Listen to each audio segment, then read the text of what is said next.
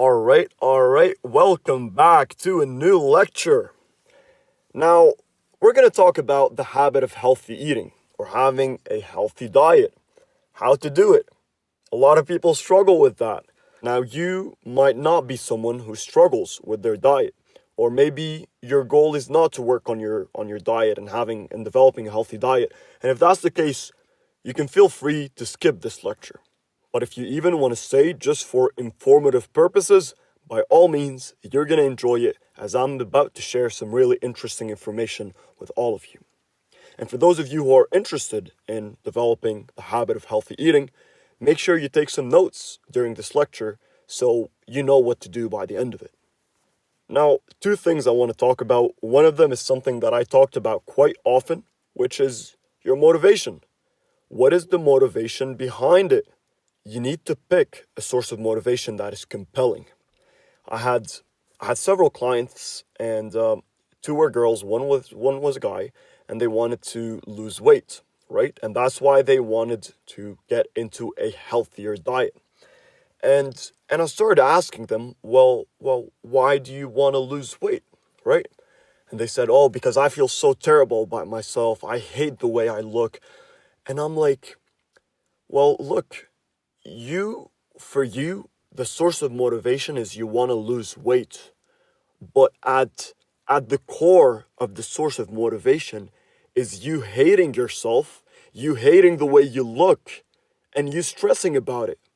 And when you talk about motivation, you can't talk about hate and stress. This will drain you out of the motivation. And they realize that this source of motivation that they held on to for so long was actually the reason they were failing. That's why I'm saying pick a compelling source of motivation. Instead of saying, I hate my body and I want to lose weight, say, my body deserves better. That's why I want to lose weight. In an instant, your source of motivation goes from something that drains you and that holds you down to something that will help you keep pushing and keep moving forward. And the other thing is, and I promise you, just take in this one bit of information and you can be setting yourself up on a new road towards a healthy diet. I want to talk about the availability bias. So are you saying you want to go on a healthy diet and you have a fridge filled with chocolate and ice cream and junk food? Good. If that's the case, pause the video, go to the fridge, and throw all of this out. Don't throw it out, actually. Go donate it to somebody that needs it, right? Because you want to go on a diet and you have all those temptations in front of you.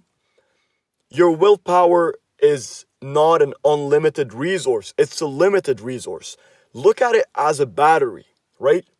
When you sleep, this battery in your prefrontal cortex would get recharged. And you wake up in the morning feeling energized, you have a lot of discipline, a lot of willpower. That's why when somebody goes on a diet, they won't eat an entire pizza and order an entire pizza from Pizza Hut at 6 in the morning. Because they're motivated, they have willpower, and they have discipline. But they are a lot more likely to do it at 9 at night when they had a stressful day and they just can't take it anymore, because then their willpower is drained. Their prefrontal cortex doesn't have the energy that's necessary for you to overcome the subconscious temptations, especially when things are available in front of you. And when I say get rid of the junk food and the chocolate and the ice cream or anything that you're not trying to eat, replace it with something healthier. Because if you get rid of all of that and you leave your fridge and your cupboards empty, you're going to end up ordering a pizza or ordering food. And if you're trying to go on a healthy diet, I do not think this should be one of your goals, right? So the availability bias is important. When you're feeling stressed, when you're feeling like you had a long day and you just want to eat something, and you open the fridge and you have all this junk food and you have a little bit of healthy stuff that you want to start eating more, you're not going to eat them. Your brain is probably not going to go for those, especially if it's night and you had a stressful day and you're tired and you're drained. So availability bias is important. This one little notion that I taught some of my clients changed their entire perspective on diets. And it's such a simple idea, but don't let its simplicity fool you. It's powerful, and I'm telling you that from experience. You want to go on a healthy diet? Start looking at the availability bias. Start looking at what's available for you to eat and what's not.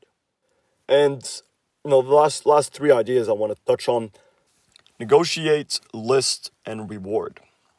First off, negotiate. I said that in my course over and over again, and I'm going to say it one more time. Don't tyrannize yourself.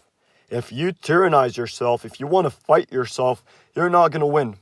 The subconscious brain is a lot more powerful than the conscious brain, and I can tell you right now, it's gonna take you out like an assassin at night when you don't have the willpower and you don't have the discipline to fight it.